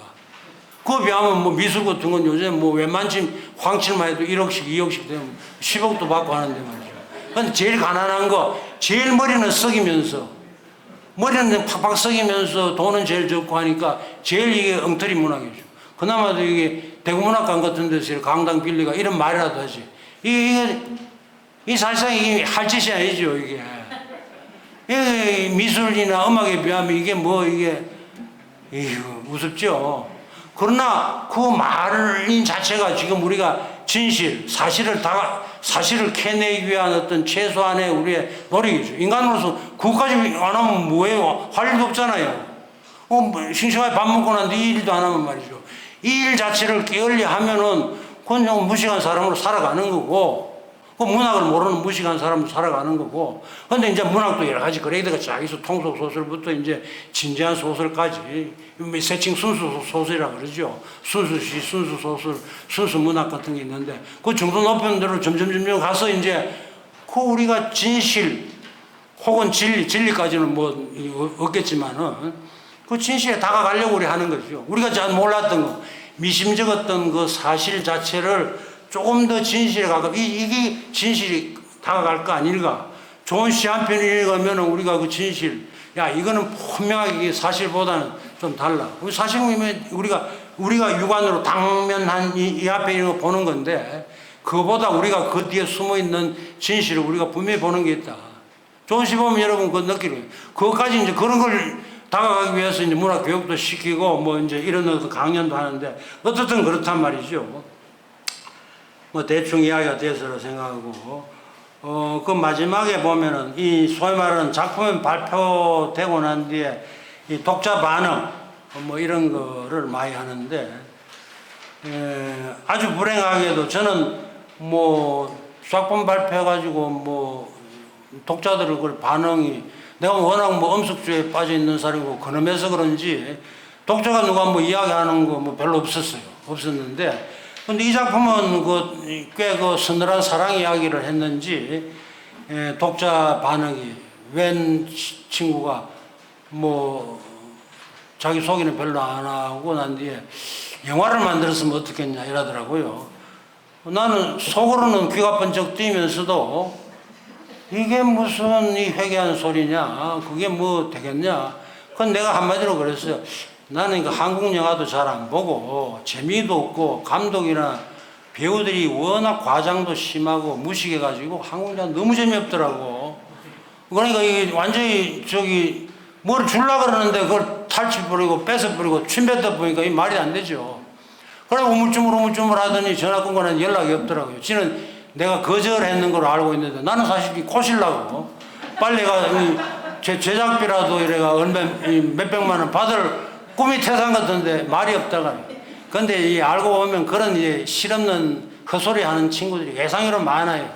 그 뭐 영화판에 이렇게 껍적대면서 어쩌다가 이제 떠돌아다니는 잡지 같은 거 보다가 뭐 보니까 이 무슨 뭐 그것도 이제 일종의 유인 효과로 제목에 내가 사랑을 붙여놓으니까 뭐가 해가지고 이제 읽기 시작했겠죠. 그런 의미에서 이제 제목 자체는 그 당시 내 윤리 감각으로는 잘 붙이다 생각하는데 나는 이제 아이 고쳐 싫어. 나는 이제 내 나이에는 그런 거 아주 유치해 그래가지고 빼려고 하는데 그렇다는 거죠. 그리고 또 하나 이 독자 반응으로서는 웬 젊은 평론 그 친구도 내 이거 한마디 써보는데 내가 유심히 보니까 평론을 이래 접어보더라고. 접었는데 그 친구가 무슨 이래가지고 자기가 그 월평인가 뭔가 썼는데 김모가 이번에 뭐 이런 작품을 썼는데 그러면서 쭉 뭐 자기 이야기를 하더니 오늘날 혼인 형태에 뭐 20%인가 이거는 전부 다 재혼 형태인데 이건 별로 낡은 이야기고 뭐 이런 이야기를 하더라고. 이 개새끼가 말이야. 이건 재혼도 안 했어요. 지금 재혼할지 말지 그러고 지금 연애를 한지 인간관계라는 게 어떤 식으로 맺어질 건지 지금 그걸 한참 하는데 재혼도 안 했는 거 뭐 재혼했다고 뭐 두드러잡고 말이죠. 완전히 열받아가지고 이 연병할 놈 새끼 말이야. 연병이라는 게 말이죠. 이 전염병에 걸리면 열이 많이 올라요. 그럼 열 오르면 헛소리 하거든요. 거의 헛소리라고 이 평론가 놈들이 말이죠. 일지도 제대로 안 하고 이 엉터리 같은 새끼들 말이죠. 내가 이놈 새콤 내 후배죠. 말할 것도 없는데 어디 뭐 편집장에 갔는데 전화를 하면 니 도대체 읽었냐 내가 이야기하려고 그냥 아이고 내가 너희 같은 거 하고 상대가지고 내가 뭐 하느냐 뭐 아무 말도 안 해야지. 그건 말았어요. 내 유심 니 한번 보겠다. 아니 나더라고 평론 안 하더라고. 공부를 안 하지. 그런 헛소리 하는 평론 되겠어요. 이 우리나라 평론가들이 열에 한 7, 8놈들 전부 다 이런 사기꾼들이라고 엉뚱한 이야기를 하고 있는데 나는 전혀 지금 다른 이야기 하고 있어요. 지금 여러분 지금 대충 알 거 아니에요. 안 읽어봐도 이 속에서 지금 내가 이야기하는 게 오늘날 이 여성이라는 거는 전혀 여러분들이 우리가 흔히 보는 그런 여성들하고 다르다. 그렇잖아요. 여기 보면 이 소위 말하는 자기 어떤 자율적인 능력이 있고 자기 자조적인 어떤 능력이 자기 스스로 돕는 자조적인 그게 가장 큰 거 아니에요. 가장 인간다운 여성다운 거 아니에요. 나는 그걸 그리려고 그러고 그거는 벌써 혼인을 떠나 있단 말이죠. 나는 그걸 그렸는데 이 헛소리하는 이 평론가는 엉뚱하게 잘못 읽은 거죠. 예, 그리고 또 하나 또 이제 하나의 말인데 뭐 이 사람 죽어서 이름 발표해야 될 거예요. 얼마 전에 죽었죠. 정명환 씨라고 저 불문학자가 있어요. 우리나라 불하고 영어는 제일 잘했다는 사람인데 이 사람이 어느 글에 뭐 권도원인가 이랬는데 딱 한 줄 썼어요. 김모 작가는 대단히 윤리적인 작가라고 딱 그거 한마디 썼어요. 이 소위 말은 여기 그 뒤에 여러분 예문 드러난 거 오늘 집에 가서 뭐 만사 제쳐놓고 한번 읽어보세요. 그것만 읽어도 되니까 아마 이래도 여러분 또 버릇이 안 됐어요. 안 읽을 거예요. 이 휴지라 그러고 버릴 텐데 그거 읽어보면 아직 손도 안 잡았다 그랬어요. 우리는 전혀 그런 관계가 아니다. 이 돌아온 돌싱이고 이거는 싱싱한 다리 힘 좋은 이 총각인데도 결혼 말도 지금 안 하고 지금 전혀 그건 아니고 그냥 산 타면서 나는 그 한 여자를 그리고 있다. 이 사랑을 어떤 식으로 성숙시킬 건지를 나는 지금 산을 타면서 생각해 보겠다. 아까 이야기죠. 산은 은유다고. 누구든지 다 밟는다고. 그거 다 밟았다 그래서 내가 그 사람 이 산을 싫어하면 내가 인간 되겠냐? 그 사람이 자기 윤리예요. 내가 그걸 다 써놔도 그 밑에 한 읽어보세요. 그게 내 이 작품의 주제예요. 자기고 주제의예요. 그걸 알고 이 사람 윤리지. 이거야말로 윤리 아니에요. 오늘날 이 세태에 대한 오늘날 여성에 대한 내 여성관은 이렇단 말이죠. 뭐 혼인이고 자시고 그건 나중 이야기고 그거에 또 당선을 했겠지. 두 번, 세 번도 했겠지. 그거하고 내하고 무슨 관계예요? 문학은 사실상 그걸 존중하는 거예요.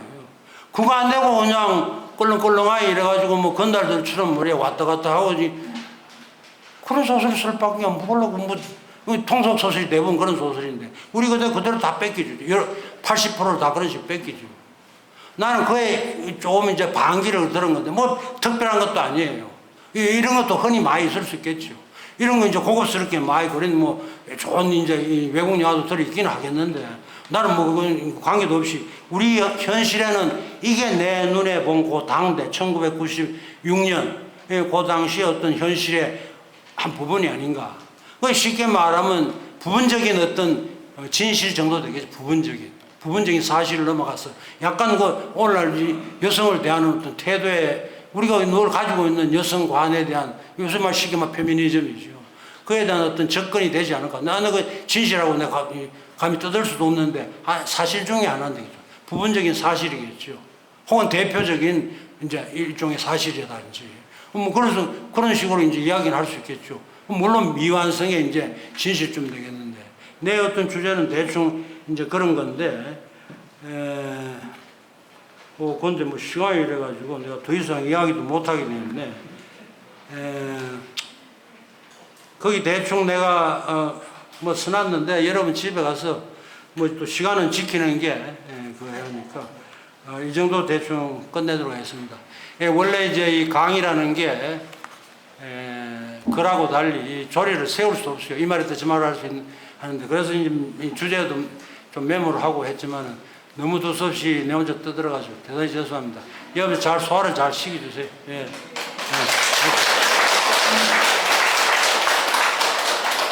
자, 그 관례대로 버릇은 중요하니까 질문 있으면 질문.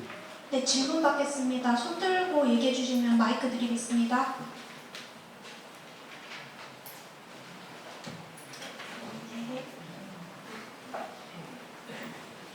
예. 작가님의 형님께서는 그 가족사를 상당히 많이 얘기하셨습니다만은 작가님은 아주 항구를 하고 계시거든요. 뭐 형님으로서 족하다고 생각하시는지 아니면 작가님께서 말씀하셨듯이 같은 이야기를 또 이제 어떻게 다루느냐에 따라 가지고 천양지차라고 하셨습니까?